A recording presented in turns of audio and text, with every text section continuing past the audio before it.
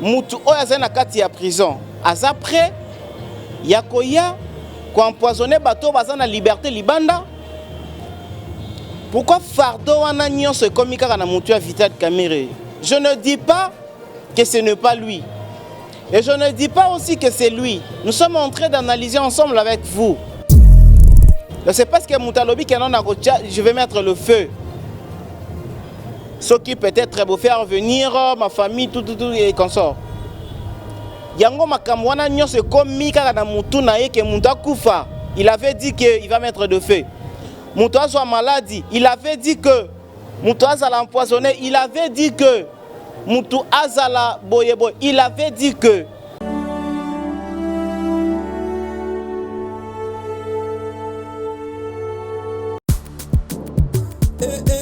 maman na ngai fongola matoyi o kalisolo mwana londe mama Gisnovit ameme biso ya solution mpona loposo ya nzoto na biso yo moto beti ya batampo esala 15 à 20 ans esilaka te mwana Londres alobi solution ezwami somba kaka Gisnovit pakola na nzoto na yo na ismen ya bamba nzoto kokoma lekeleke poete mwete gu balapa solution ezwami mpona baposo ya nzoto na biso kobanga te yo moto osala 15 à 20 ans tampo esilaka te mikusa na nzoto makodia mapalata bokono nyonso oyo etali poso ya nzoto na yo Gisnovit eye na solution mwana Londres aye na solution kobukana te livraison nango eza partout dans le monde kobukana te ndeko na ngai solution ezwami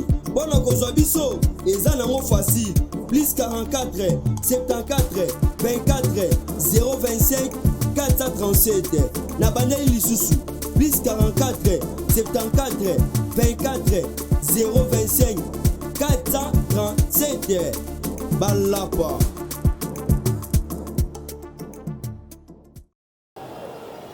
Certes, encore une fois de plus, merci. Encore une fois de plus, merci à tout le monde. Merci à nos abonnés.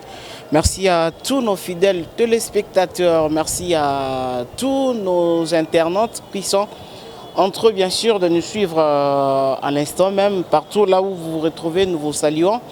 Topé Sibino, bonjour. Topé Sibino, bonsoir. Il dépend de Karanangonga ou Bogozwa Bisso, Bogozwa Libakou et Rolanda. Analyse Nabiso Mkonalelo parce que Ezali Likambu ya participé à Mawa. Kota a été un pays, un grand pays, une nation comme la RDC. Aujourd'hui, ça fait vraiment la honte. Yakoyoka Kilibanda Yamboka, voire même le pays où ils allaient à proximité, où ils allaient Pemen ya Congo, Kolobakeno. La RDC, c'est un pays qui ne respecte pas ses droits. Pendant que le président de la République actuelle, Lilobanaye moko ezali ke nomboka oyo il faut étant de droit na yango. Donc c'est tout ça le pays a étant des droits. Donc tout ça là vraiment pas si makasi ko comprendre que na RDC ils ont un bateau ba osala makambo oyo ezali ko arranger pays. Il y a des gens qui sont en train de faire des choses qui n'arrangent pas le pays, j'allais dire. Donc ils ont vraiment ko sala mboka malamu te. Ils allaient côté kamboka mabe na libanda. Est-ce que ça n'a jamais voilà. Là, je dis directement bonjour à toutes les personnes, encore une fois de plus, qui sont en train de nous suivre à travers votre chaîne Nouvelle Tendance Télévision. Et nous sommes là, les soldats. Et nous nous battons matin, midi comme soir. Et nous vous invitons de vous abonner massivement. Merci à la grande équipe technique. Merci à Couleur Bassélé. Merci à Jordan Panzou. Merci à Gédéon. Merci à tout le monde au assistant à la Mokolalelo. Et dédicace spéciale à ma soeur Émilie, qui est en train bien sûr de suivre cette émission actuellement. Ma soeur Émilie, je vous salue affectueusement parce que je sais qu'actuellement vous êtes en train de me suivre et après cette émission, je sais que non, vous aurez un mot à dire, vous aurez quelques commentaires, suggestions et pourquoi pas des questions. Merci à tout le monde. Voilà. Nous voulons un peu mettre le point sur le Zinde Balobara que non, tocha moi mai na vino. Tocha moi mai na vino parce que makamongo comme matalikolo. Toyeba kibiso nyonso que le juge président, il y a procès, il y a affaire de détournement, il y a fait son jour, Raphaël Liani Ovungu. Après le 25 tango Sambisi, le 25 tango procès zalaki, na sima ya procès, mutazonga ki calmement et pas inaye, et kozonga et pas inaye, et à quoi maman comme sous, mutakoma ki calmement pas naye sans problème et pas naye. Nazo comprendre, tozo mona batu na ba réseaux sociaux n'engue bazali ko la ki sa ba flèche. Il compare la personne na entré naye azalaki na masque o ezalaki ti awa. Ba masque oya ba vitre wana ba bola taka ba vitre wana ezati awa et na masque wana ba komaki RDC yaki ya ba vitre ti awa et puis il y a un moment tu vois comment on a que non la personne azaki sur na masque wana te ayoko koma na ba masque mususu ordinaire o tozola taka tozo maka ba 1000 francs na Kinshasa oh tozo ma mingi na ba pharmacie ya bleu tozo ma ba 1000 francs na ba pharmacie to mona ba to bochaka mingi na ba flèche. Non, azalaki na oyo, alongo na oyo, akomi na oyo. Tozo comprendre. Qu'est-ce que cela veut dire? Elingi ko la kisani ni changement. Ya ba masque wana, changement ya ba cache-nez, ya ba masque. Elingi ko la kisani. Le juge azonga ke pa na le 25 à bonne santé. Et na kokoma na ndaku to ebité nini komaki na ba 2 à partir de 2h du matin, ba 2h 3h du matin. Ba téléphone et bandi kolela entre biso na ba abonné na ba fanatique na ba internaute na ba ndeko na ba confrère na ba consoeur na ba te belé ba téléphone bandi kolela ah balobi juge asali boy balobi juge akwei balobi ba assassiné ye balobi ba empoisonné ye balobi ba bomier et le grand matin le plus grand matin to se réveiller qui malamment aussi ça coup pongité 6 heures. Nous étions là sur place, Tokomi, membre de la famille a PCBiso version que, à Salaki crise d'Anda, qu'on va même à centre Nganda. Tous là jusqu'à maintenant, on va prononcer à Talikamu Morote, mais c'est sûr que non, à Salaki crise. Tous eli. Après tant que Kekuna, Tokomi Goyoka, oh, faut ça la autopsie, bah, que Kunda Boete, tout. Vendredi, Tofandi, Tosalaki causé la kaka autopsie, résultat, il y a autopsie Ebima. Résultat de l'autopsie ebima. Et pendant que Koto a déjà na résultat de l'autopsie ba ebisi biso déjà que non résultat de l'autopsie balobi ezali liwa moko ya empoisonnement, c'est-à-dire il a été empoisonné liwa na ye ya brisque wana ba pesa ki e poison moko ya makasi ndeme miye mbala moko na liwa akoki ko résister te. Et pendant que Koto a déjà na sango que liwa est un empoisonnement, ce que tu comprends jusqu'à maintenant, on n'arrive pas toujours à comprendre. On dit mais le résultat otoyo qui est na Kankokolo, na hôpital ya Kankokolo, ou bien on dit ma résultat oyo famille bazo non ba ebisi bisoté, balobi to zela après quelques jours. Toza kakana point d'interrogation, tozo baté to on dit mais la nani. Makambu ya procès, il y a détournement à faire à 100 jours et comme ko bangisa. Donc comment qui même si parce que bato balo bakeno ezana bato pe baswa ki ba papier côté oyo pona ko pesa juge bango pe baza empoisonné. Donc ceux qui aussi mbaki ata bic na mesa aux empoisonné parce qu'il paraîtrait toyoki ba informer biso toyoki ba oloba na biso que il paraîtrait batu oyo bazalaki na kati ya bureau ya juge wana ebele baza na poison. Tozo ebate. C'est vrai ou bien c'est faux? Chose étonnante et chose grave et chose plus grave même. Il paraîtrait que le colonel Oyo abimisi ba secret, ba vérité, il y a résultat, il y a autopsie après avoir pour ça la autopsie dans l'hôpital ya Kankokolo. Soda wana militaire wana Oyo abimisi ouvertement vérité que il a été empoisonné pe azali ko senga na justice elandela makambu yango auti kokufa. Bomo na photo yango wana tozoyeba te est-ce que liwa ya papa na biso oyo ya solo parce que abimisi ba vérité que non liwa ya juge président ezali empoisonnement, il fallait qu'il abomba. Il y a une vérité, yango akufi, tozo comprendre. bon mais campé ko sosola makambu oyo et lelo procès wana kombo ezali ko cita métro c'est le kombo ya honorable Vital Kamerhe Lwakaningin yende kombo ezali cité trop le président il y a parti politique UNC. Est-ce que mutu oyo na kati ya prison aza prêt ya koya ko empoisonner bato baza na liberté libanda? Pourquoi fardeau wana nyonso ekomi kaka na mutu ya Vital Kamerhe? Je ne dis pas que ce n'est pas lui. Et je ne dis pas aussi que c'est lui. Nous sommes en train d'analyser ensemble avec vous.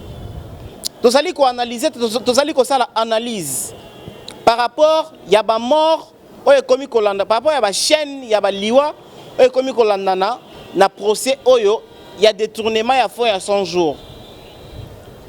Et c'est tout le monde qui a un problème dans le procès. Et directement que non, c'est le prévenu Kamerhe. C'est le prévenu Kamerhe. Il y a un autre qui a réfléchir sur les Camerounais. Nous sommes campés qu'on réfléchir moi qui est. Est-ce que réellement ma camounion soit ezali baliwa wana nyonso to mona kuna parce que baliwa et comme ko landa grave na makambu ya procès oyo. C'est le prévenu Kamerhe qui provoque tout cela. Et neka balobaka na bakoko balobaka no munoko o nde betaka sima fimbu pour ne pas citer peut-être d'autres choses hein couleur. Babi munoko o nde betaka betaka ba systématique fimbu. C'est parce que la personne avait dit que je vais mettre le feu. Donc moi on a fait, je vais mettre le feu. Nako moto. Nous avons comme paralysé. C'est parce que Moutalobi qui je vais mettre le feu. Ce qui peut-être va faire venir ma famille tout et consort. Yango makamwana nyose komi kaka na mutu na ye ke muta kufa. Il avait dit qu'il va mettre de feu. Moutouaz soit maladie. Il avait dit que Moutouaz allait empoisonner. Il avait dit que Moutouaz allait boyebo. Il avait dit que c'est par rapport à la phrase où on a que non, je vais mettre du feu. Yangonde, comme il ça, le prévenu Kamerhe, fardo wana nyoso na mutu, fardo ya liwa wana nyoso na mutu, parce que l'autre commence à kana na liwa. Les lorsqu'ils qui ont koufi, c'est ma famille qui fait vraiment perte. Bato baotala nga lobi appelle lobi baotala sumutu musu peut-être ya usala musala plus que nga. Mais la famille nanga je suis parti pour dire bon. Et l'autre donnant ne reviendra plus jamais. Ce que tant que nos famille baosala ka perte ba kufaka. Ce que bakomi comme masque batu bakomi comme masque na sima ya phrase ya mutu moko alobaki. Ya on me camper ko réfléchir ensemble na bino. Mutu alobaki. Oui, to boité alobaki. Est-ce que makambu ya alobaki yango ezali ko salama? To yango ndeza ko salama te.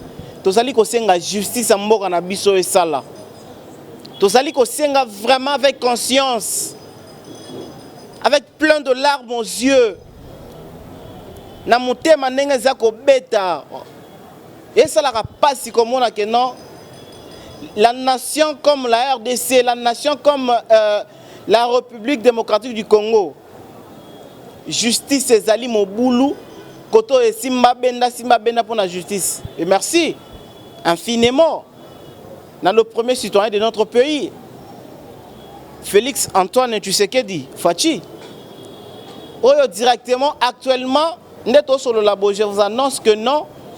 Nous venons de recevoir le nouveau procureur général près de la Cour. Donc nous venons d'accueillir le nouveau procureur général près de la Cour, M. Jean-Paul Moukoko. M. Jean-Paul Moukoko, merci. Pour que justice a mboka na biso, ezo ba valeur na ngo. Mboka o ekoza mboka ba impunité te, étant de droit. Étant de droit, dans un apostat na yango. Merci beaucoup, la présidente de la République, on a petit nommé procureur général pour de la Cour Yassika. Merci infiniment. En tout cas, prêter serment devant le président de la République a aussi prêté vraiment serment devant le président de la République. Le Parlement réuni en congrès. Le liboso il y a Parlement Mobimba Bazawana va assister Judobi à la fin de l'événement. Donc tout ça na procureur à Sika. Donc yo muto bande ko sala ba aventure na yo, bande ko sala ba makamu na yo, ba impunité na yo, ba viol na yo, ba détournement na yo, yeba ke to comme na procureur ya Sika. Il a changé de numéro. Il n'a pas le même numéro qu'avant. Il a changé de numéro. Parce qu'il y a ailleurs pour la corruption. Et si le président de la République a fait sa confiance, et ça pour la aventure autonome dans ce côté. Et ça pour la même bêtise autonome dans ce côté. Vraiment, merci. Tu peux essayer confiance. Et tu as zelaye aya kochia penda makamunanzela. Aya kochia makamunanzela. Et pour ça la biso vraiment bien pekitoko. Encore une fois, M. Jean-Paul Moukoko vient de prêter serment. Comme le procureur général près de la Cour, devant le Parlement, en réuni à Congrès, et puis devant le président de la République, né à 6000 drapeaux, à Katine Teleka. Ceux qui ont trahi, tous allez coacher le boko na motema. Ceux qui a trahir, ceux qui allaient kanyaka, bisoka rasima simanaye. Tous allez la passe na motema kota la mboka etambola malamu te. Bandeko bako kufaka mikolo nyonso. Batu ba kangaka bango injustement. Ba innocent belé na prison. Tous la sekaka oya ko sala justice na yo. Et toleki wana tous la kaka justice mboka sala. Tous l'État na biso à s'impliquer dans makambu nyonso à faire les beaux garçons. Batu nyonso ba bengi les beaux garçons. Asalaki azapi ya kozala kaka. Notre papa Tambe Mwamba, président ya Sénat. Boyebi ke no yeba chéri ba lukaka na bango ye me ya bwak sa bango. To yebi ke no eza ba sénatrice belé ba lukaka ye ba makangu me ya lingaka na yete.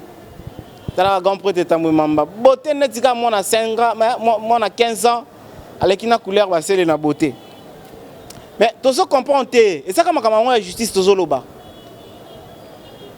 Parce que c'est depuis que le président et le Sénat, le président Tambe Mwamba, il fallait qu'il ne réponde à un appel de la Cour suprême.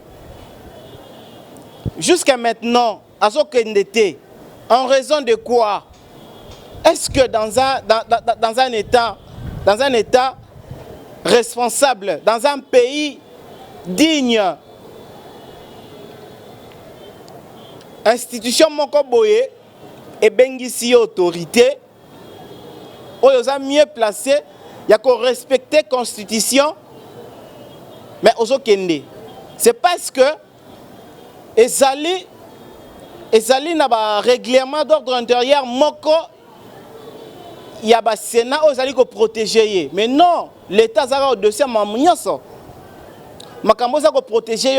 Et si tu te sens pas coupable, et pourquoi ne pas partir? Pourquoi ne pas aller se présenter? Et il faut aller directement se présenter. Donc le président, il y a Sénat, le président Tambe Mwamba, depuis Cour suprême, et bandaki ko intime de l'invitation pour qu'il ne corresponde à l'appel Wana, à Zolinga Okendete, Azali Koboya. Et là, nous venons d'apprendre que Cour suprême va passer 48 heures. 48 heures, Bakolongolaye, immunité, il y a qui président, il y a Sénat. Donc 48 heures, si ne se présente pas, immunité, on a Ozali Kotiaye, que comme un Sénat, comme un sénateur, à Koki, poursuite judiciaire, mon côté Koki Kosalaye, et Cour suprême et PC 48 heures. Ceux qui à qui se présentaient, va appliquer maintenant force des cas majeurs. Et comme il faut force des cas majeurs, va appliquer yango, va kangiye, va condamner. Parce que ce n'est pas vrai et ce n'est pas possible. Les Cour suprême, les alliés Kobengayo, yo lobby, non, moi je suis sénateur, et ça n'a pas droit, moi vous allez protéger, je ne peux pas venir se présenter. Et Batounia, ça va comme le sujet d'une seule personne. pendant que Congo ezali na posa ya distraction de na posa ko évoluer to kende liboso, et il y a d'autres qui se disent les autorités mais qui est en train de nous distraire. Voilà, c'est ça ce que nous voulons, ce qu'on a voulu partager avec vous. On a CP Liming parce que je sais qu'ensemble avec vous, Toro s'est changé. Et actuellement, comme je vous dis, que l'Ikambuna Congo, l'Ikambuya Congo, c'est la Likamba Moutoumaro, c'est la Likamba parti politique, c'est la Likamba président de la République, c'est la Likamba chaîne de la télévision, c'est la Likambuya Congolais. D'autant que se réunir, bisogna sur les Congolais, bengi biso ba Congolais, tous les habitants à Congo. Tous nous sommes des Congolais, à l'étranger ou au pays, tous les Congolais. Donc, c'est ça les 3 points essentiels où il fallait qu'ils discutent ensemble l'habitant parce que le pays est allé encore une fois, dédicace spéciale à ma sœur Émilie qui est en train de me suivre depuis quelque part.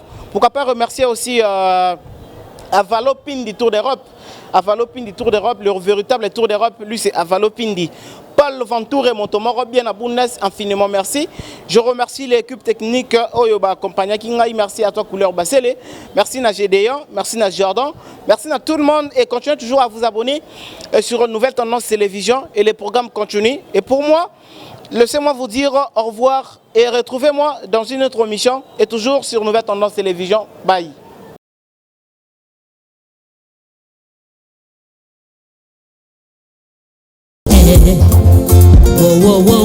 Revois ma situation.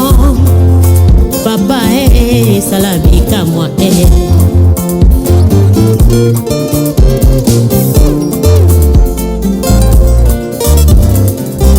Batu balobi nzambe nanga na lipongie basusu balobi nzambe nanga ke voyage tolonga na yebi olalaka tonimbaka te papa nga na yebi yo nzambe nanga oza omniprésent yozali partout osananga ezali opasola mapata na mona bénédiction nanga en life papa salabika mwa yaya nasimbali pamboli nanga na tato lelonga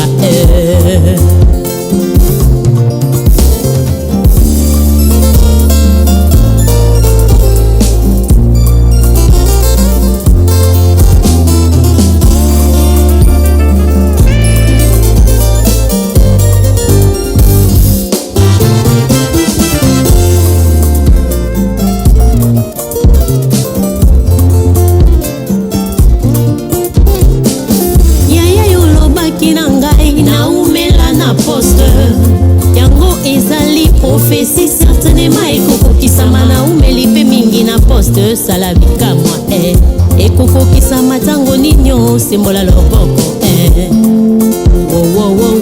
revois ma situation yaya na ngai salabika mwa Daniela consultaki prophétie ya Jérémie dele ya délivrance ya bana Israël ekokaki yawe